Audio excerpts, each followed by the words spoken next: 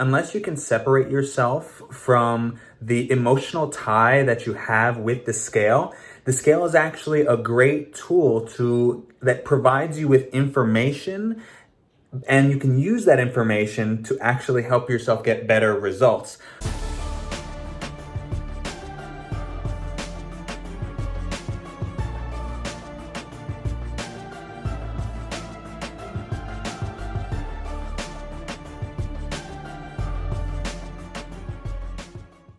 What's up? So I was just in a Facebook group, and I saw that one of the people in the group, they said something like, oh, their doctors told them to not so much focus on the scale, but to focus on like how your clothes fit, which I would say is cool. But there's a problem with that because, unless you can separate yourself from the emotional tie that you have with the scale is actually a great tool that provides you with information, and you can use that information to actually help yourself get better results.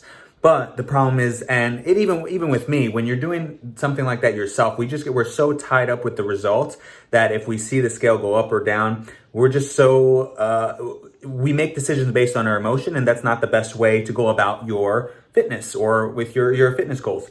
So yes, you can use your clothes as a measure, right? I would actually encourage you to use a whole bunch of forms of measurement to gauge your progress. And the reason why I like the scale is because the number does not lie, okay? Because if at the end of the week and I step on the scale and I see that my weight has not dropped, I have to look back at what I did this previous week because obviously it didn't work.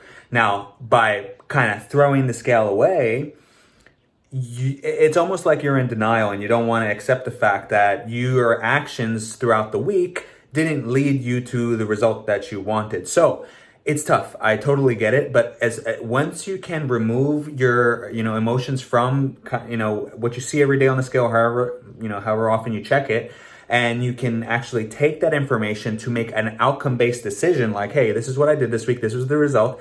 If I want to see more results, I have to do more or less of this or that.